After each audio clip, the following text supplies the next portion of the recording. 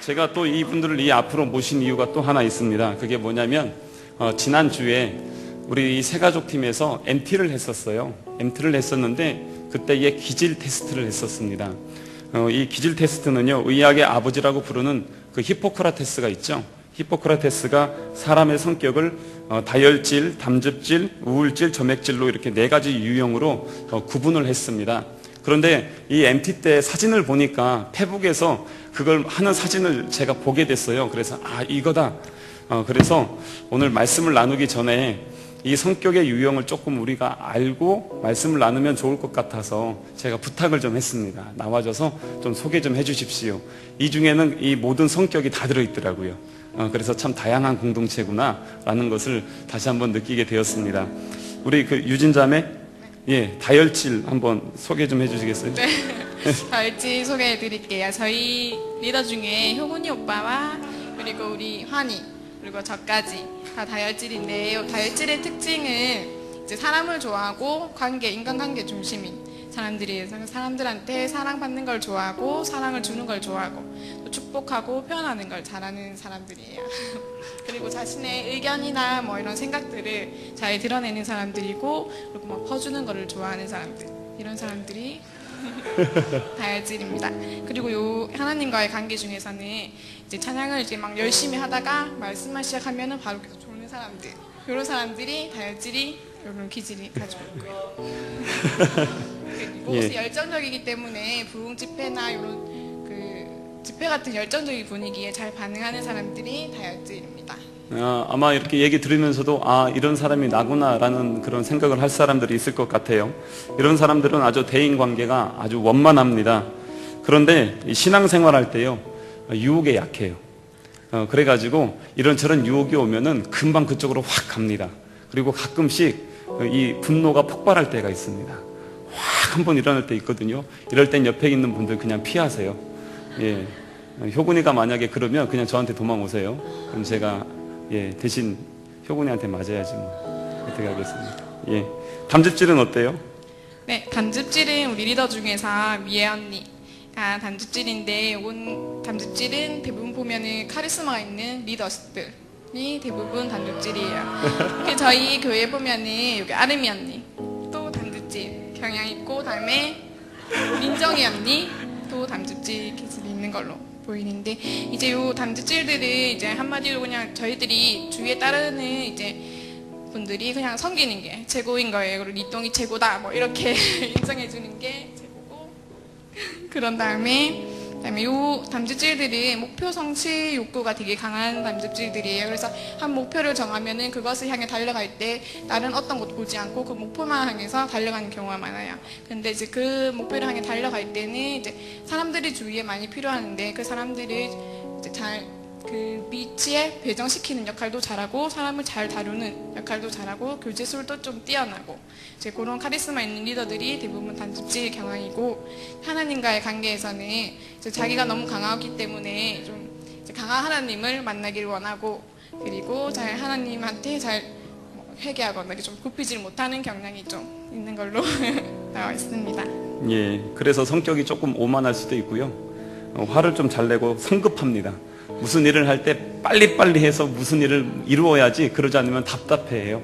그래서 이런 분들 옆에 있으면은 일은 잘 되는데, 막 추진은 잘 되는데요, 옆에 있는 사람들이 뒷감당을 잘해야 됩니다. 예. 우리 주변에도 많이 있죠. 혹시 점액질 한번 소개해 주시겠어요? 네, 점액질은 우리 리더 중에서 어진이가 점액질인데, 점액질들은 에너지가 너무 낮기 때문에 모든 방향을, 행동을 에너지가 낮은 쪽으로 이제 활동을 하려는 경향이 많아요. 그래서 뭐 관계에서도 깊이 빠져들지 않고, 그다음에 일하는 것도 그냥 적당히 에너지가 흐르지 않는 쪽으로 하는 경향이 있고, 또 이제 하나님 관계에서는 이제 섬기는 것들이, 이제 섬기고 봉사하는 것들이 에너지를 많이 쏟기 때문에 이제 그런 부분에서는 약간 약한 점이 있고, 대신에 좀 무난한 사람들, 평화주의자들 보면은 대부분의 점액질의 사람들이 많습니다. 예. 이런 분들 중에는 보면은요, 그 가정의 평화를 위해서 교회에 나오시는 분들이 가끔씩 있습니다. 에너지가 늘 없고 연약하기 때문에 교회 봉사를 할 때도 남들이 보이지 않는 곳에서 조용하게 하는 사람들 있죠. 그런데 꼭 필요한 사람들, 옷 입고 필요하잖아요. 이런 사람들처럼 이렇게 있는 사람들이 있습니다. 마지막으로 한번 우울질 좀 소개해 주세요. 우울증은 우울한 게 아닌데 보면 영진이 언니가 우울증이고 저희 양간사님이 우울증인데, 이 우울증은 진리 추구하는 욕구가 강하기 때문에 한 곳에 빠지면 깊이 탐구하는 그런 영향이 많아요. 그래서 그게 완전해질 때까지 파고드는데, 우리 그렇게 파고들다 보면 자기가 좀 불완전하기 때문에 자기를 부정하게 되는 경우가 굉장히 많아요. 그래서 천재성이 좀 뛰어난 우울증인데, 이런 자기 부정하는 경향이 많기 때문에 그 천재성을 다 발휘하지 못하고 묵혀두는 경우가 많다고 합니다. 그리고 하나님과의 관계 속에서는 비판이나 좀 의심, 부정적인, 회의적인 방법으로 접근하는 경우가 많은데, 한번 이제 진리를 이제 딱 알게 되면은 완전 깊이 빠져드는 경향이라고 보시면 됩니다. 예, 감사합니다. 이렇게 그 다양한 성향의 사람들이 우리 공동체 안에 있습니다. 새가족팀 6명 안에도 모든 성향의 사람들이 있듯이 우리 공동체 안에 보면은요, 우리 주변의 모든 사람들이 참 다양하죠. 참 나 같은 것 하나도 없어요. 다 다양합니다. 이 다양한 사람들이 모여서 주의 몸된 공동체를 이루어 나가고 있습니다. 우리 수고해 주신 우리 새가족팀 감사드립니다. 한번 인사하시고 들어가 주시면 감사하겠습니다. 예. 제가 왜 오늘 그 기제를 먼저 말씀을 드렸냐면, 예수님께서 12제자를 부르시고 그 12제자와 함께 3년 동안 생활을 하셨습니다. 그런데 이 예수님의 제자들의 이 성향을 보면은요, 아주 각각 달라요. 오늘은 첫째 주 선교 주일이기 때문에 매월 첫 주에는 그 예수님의 12제자에 대해서 쭉 나가게 되는데, 오늘 우리 주인공은 바로 요한입니다. 이 요한은요, 요한복음을 썼고 요한계시록을 썼고 요한 1, 2, 3서를 쓴 요한입니다. 예수님의 제자죠. 그런데 이 예수님의 제자 이 요한이 성향이 어떤 사람이냐면요, 우울질이에요. 아주 전형적인 그런 우울질입니다. 그래서 이 우울질은요, 감성적인 면이 있고 또 예술적인 면들이 좀 있습니다. 그리고 또한 분석력이 뛰어납니다. 그리고 자기 희생적인 그러한 역할들을 아주 잘 합니다. 자기 중심적일 때가 있어서 약간은 이기주의적인 그러한 성향을 보이기도 합니다. 그래서 신경이 너무 예민하다 보니까 가끔씩은 이 사람 하면서 쭉 빠져들어가다가 우울증까지 가는 경우도 있습니다. 그래서 이런 사람들을 보통 예민남, 예민녀 뭐 이렇게 부르기도 합니다. 좀 예민하죠. 행동 하나하나에 상처를 받기 쉬운 성향입니다. 그래서 다혈질 옆에 있으면 이 사람은요, 늘 상처받아요. 그래서 이 우울질은 보통 성향이 같이 있어도 상처받고, 이게 상처 한번 받으면요, 상당히 오랫동안 가슴에 이렇게 담아놓습니다. 어느 정도냐면 죽을 때까지 담아놓습니다. 그래가지고 이게 한번 폭발하게 되면은요, 거의 끝장 보자 이때까지 갑니다. 이 정도로 우울질이 아주 좋은 예술가나 아니면 작가나 아니면 기타 등등의 너무나도 좋은 일들을 많이 하기는 하지만, 또 가끔씩은 이렇게 부정적인 일들을 하는 경우들도 있습니다. 연예인들 중에는요, 이 우울질들 되게 많아요. 그래서 연예인들 자살이 상대적으로 높은 겁니다. 성경에서는요, 이런 우울질의 사람이 누가 있냐면 모세, 아닌 것 같죠? 모세, 그리고 바울, 그리고 요한, 그리고 구약에서 눈물의 선지자라고 하는 예레미야, 이런 사람들이 우울질입니다. 이 성경에서 많은 사람들이 하나님의 선지자들 중에도요, 이 우울질들이 압도적으로 많이 있습니다. 왜 그럴까요? 왜 하나님께서 이 우울질을 많이 사용하실까요?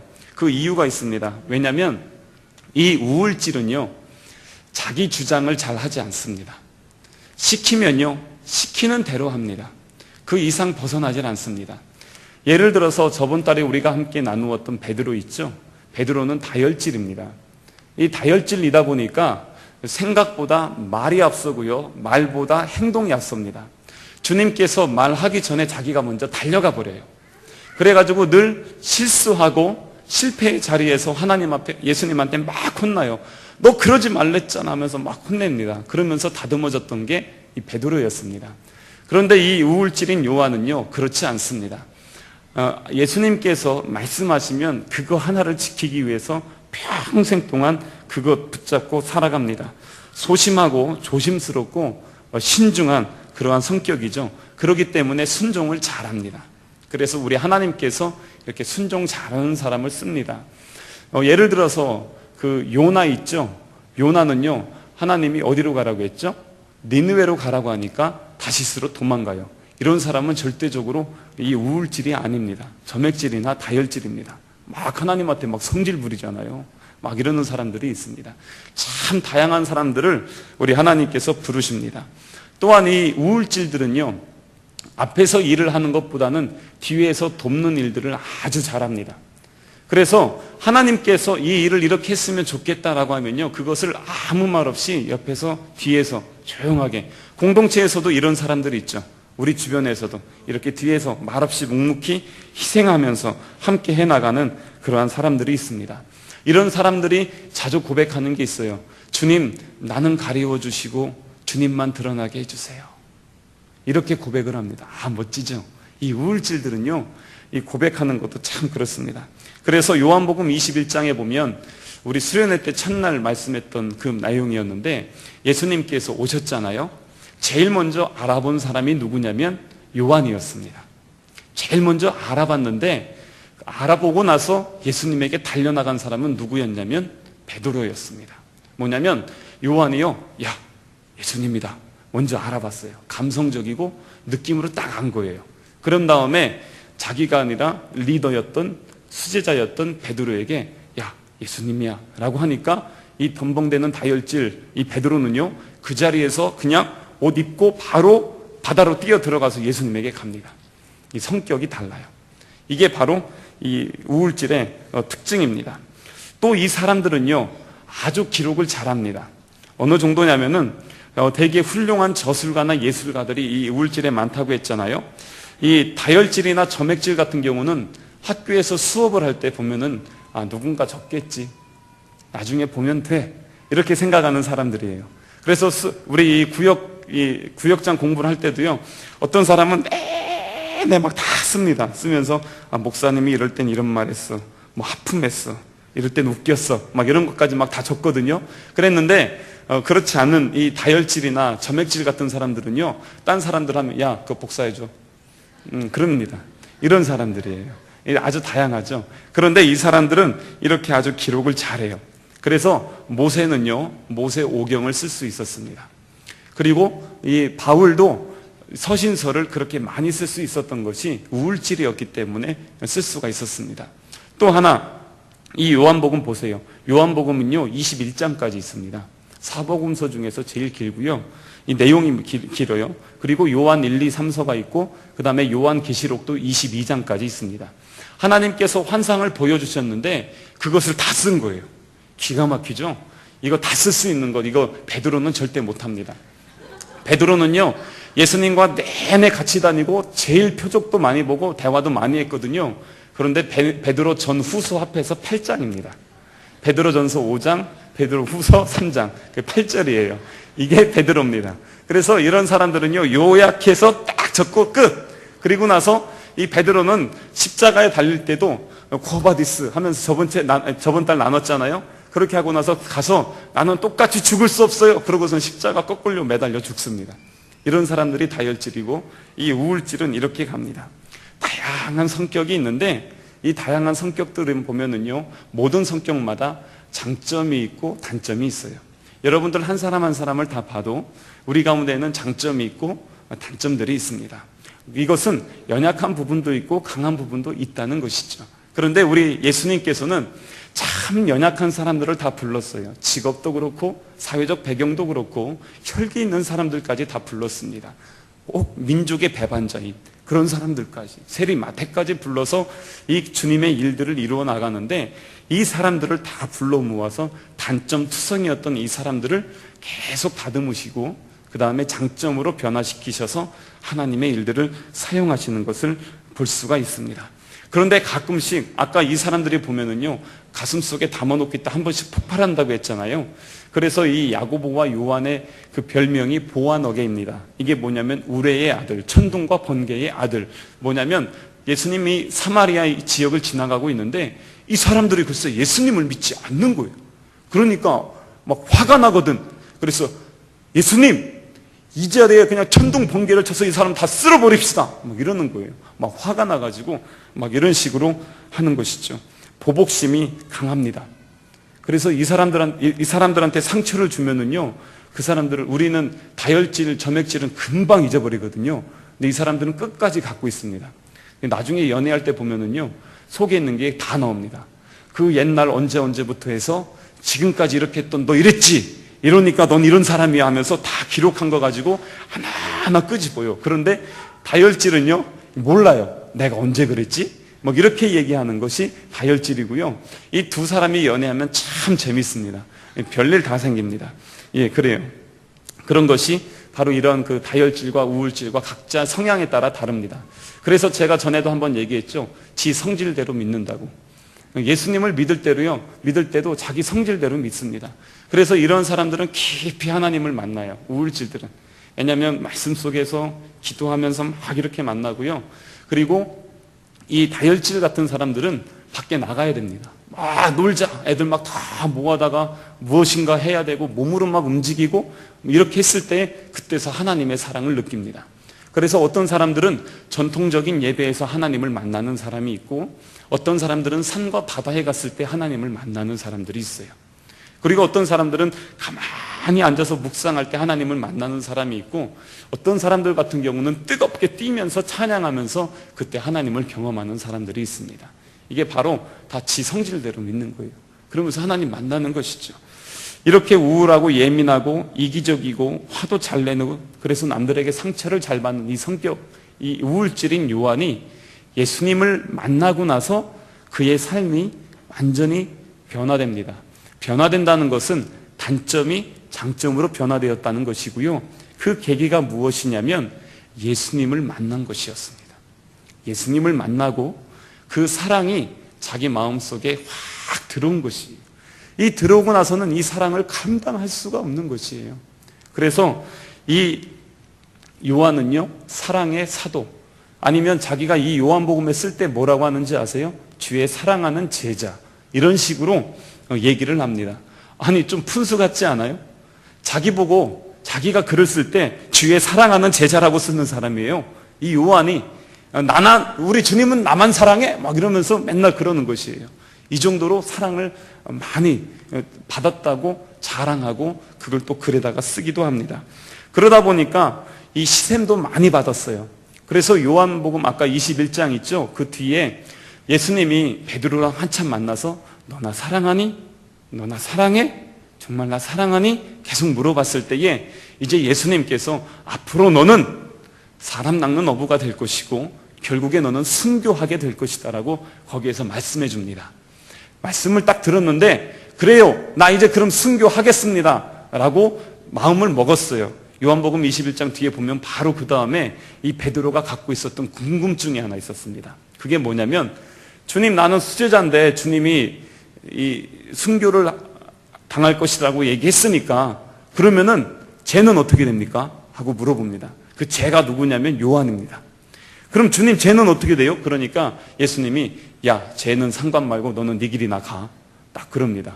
뭐냐면 얘가 살아있던 말도 너는 신경 쓰지 말고 너는 순교자 길로 가라는 것이에요. 그렇게 하고 나서 실제로 이 요한은요, 이 예수님이 끝까지 그 모든 제자들이 순교했지만 이 요한은 자연사합니다. 예수님의 12제자 중에 유일하게 자연사한 사람이 요한입니다. 그만큼 예수님의 사랑을 많이 받았습니다. 그래서 요한복음과 요한 1, 2, 3서에 보면은요, 하나님은 사랑이시다. 예수님을 사랑합니다. 사랑해. 너희들끼리도 함께 사랑해야 돼. 라는 얘기들을 얼마나 많이 적었는지 몰라요. 그게 한 80여 회 이상이 나와 있습니다. 그만큼 사랑의 사도다 라고 그렇게 얘기를 합니다. 왜 이렇게 사랑을 많이 받을 수 있었을까요?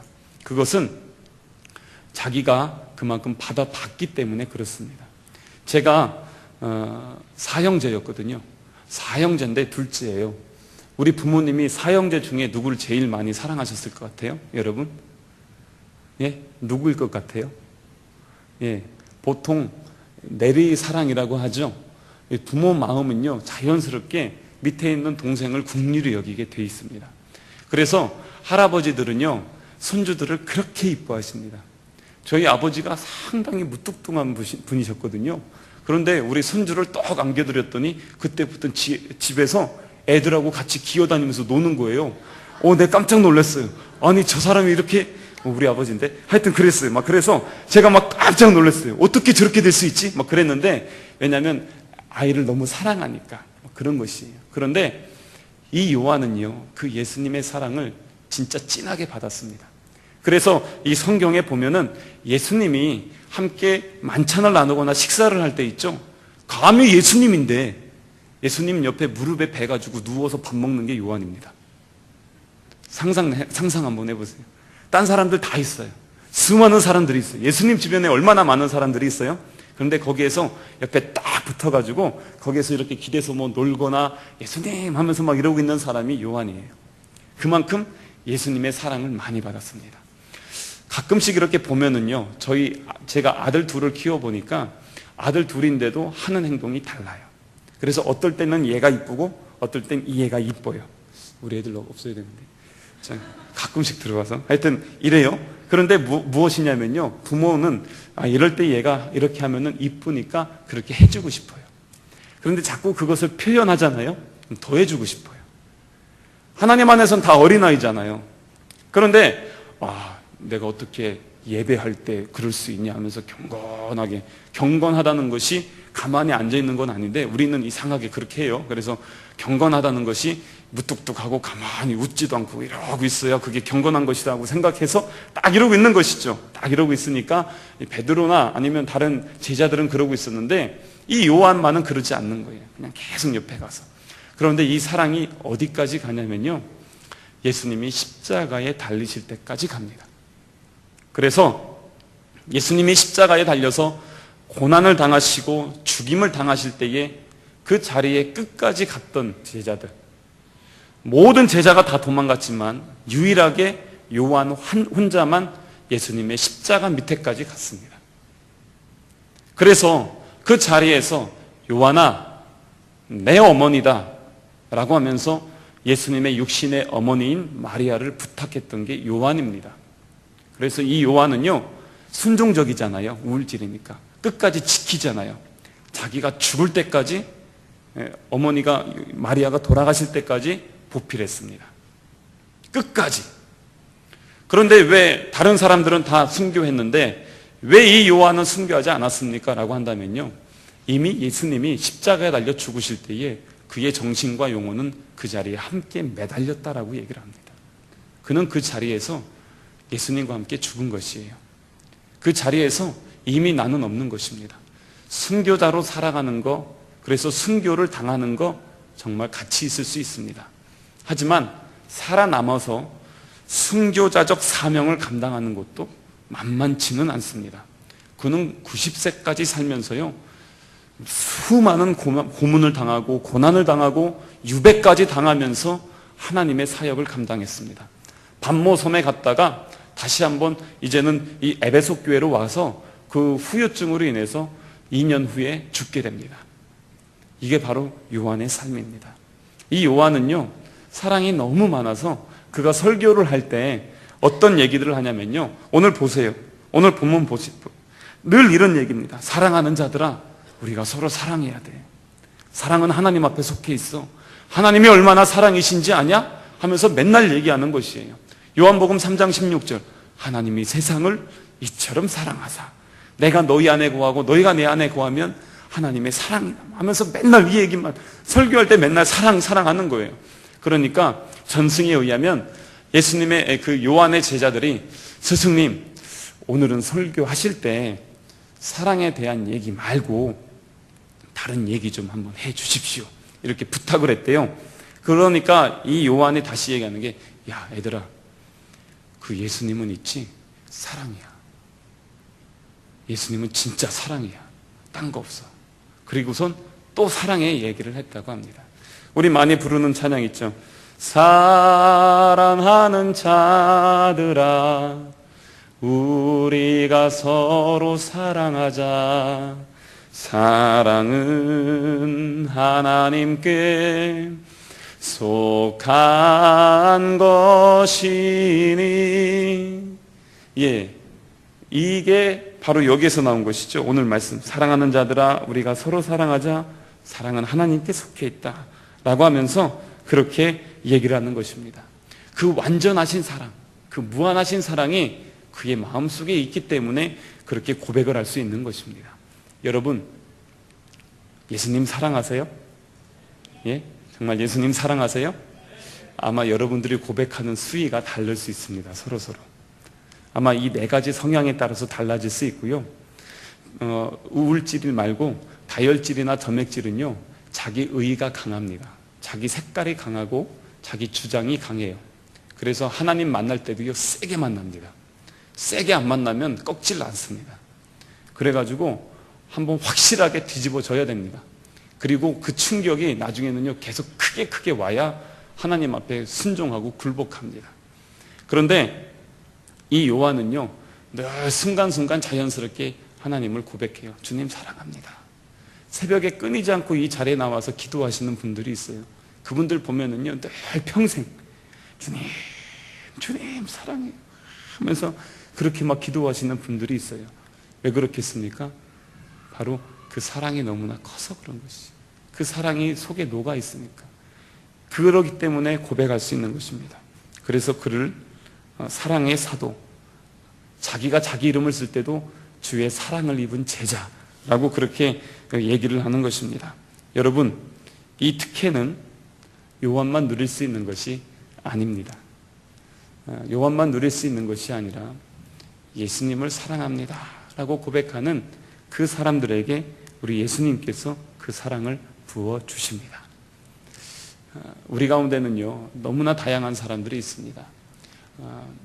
아까도 얘기했던 네 가지 성향만 있는 것이 아니라 뭐 기질 테스트도 있고 디스크도 있고 MBTI도 있고 애니어그램도 있고 다양한 그 성격 테스트를 해보면요, 정말 다양한 사람들이 있습니다. 하나하나 똑같은 사람이 없잖아요.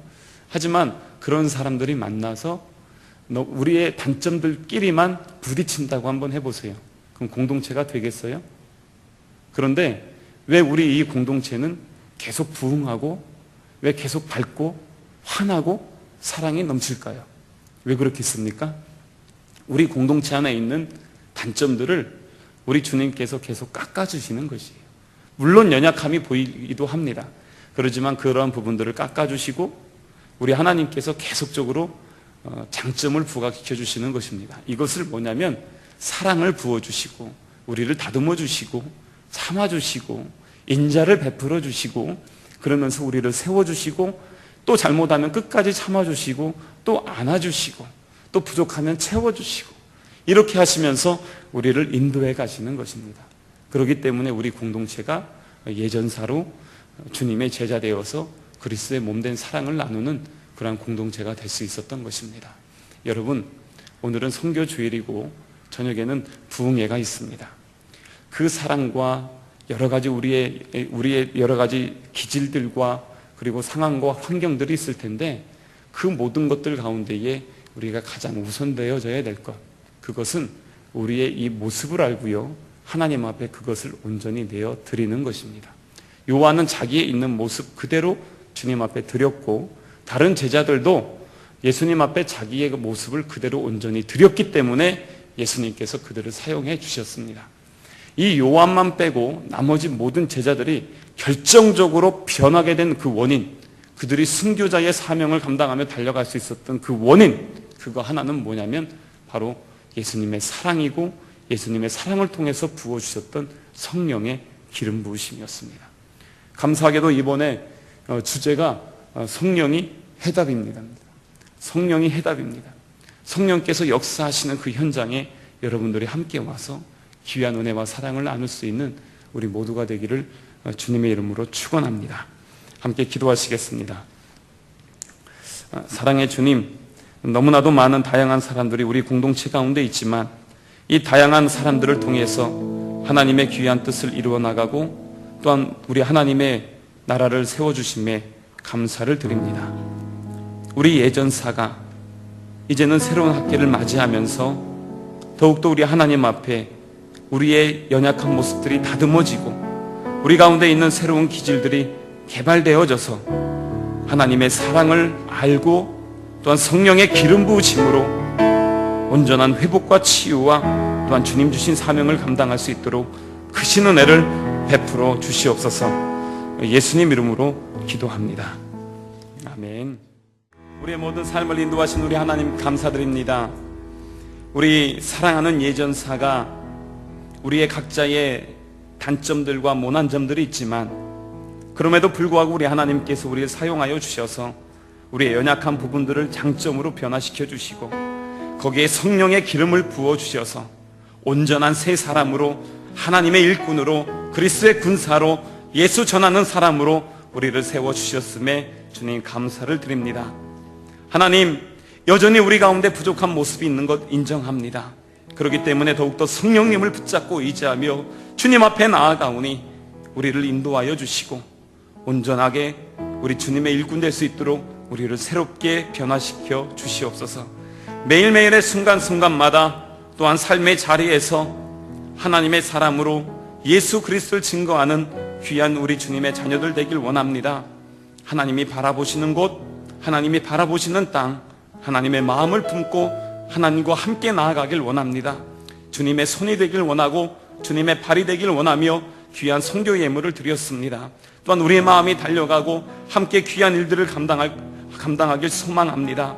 사랑의 주님, 우리 예전사 온전히 우리 주님 앞에 귀하게 드리는 선교 공동체가 되길 원하오니 성령의 능력을 부어주시고 선교의 사역을 감당할 수 있도록 주님께서 함께하여 주시옵소서. 이제는 우리를 중생케 하신 예수 그리스도의 은혜와 성결한 삶으로 인도하시는 하나님의 사랑과 치유하시고 회복케 하시는 성령님의 은혜의 역사가 우리의 연약함을 강점으로 변화시켜 주셔서 하나님의 사람으로 세워서 귀하게 쓰임받게 하시는 주님을 바라보는 믿음을 잃지 않고 살아가길 소망하는 사랑하는 주의 자녀들에게 주님 다시 오시는 그날까지 하나님의 능력과 그 은혜가 영원히 함께 하시기를 간절히 축원하옵나이다.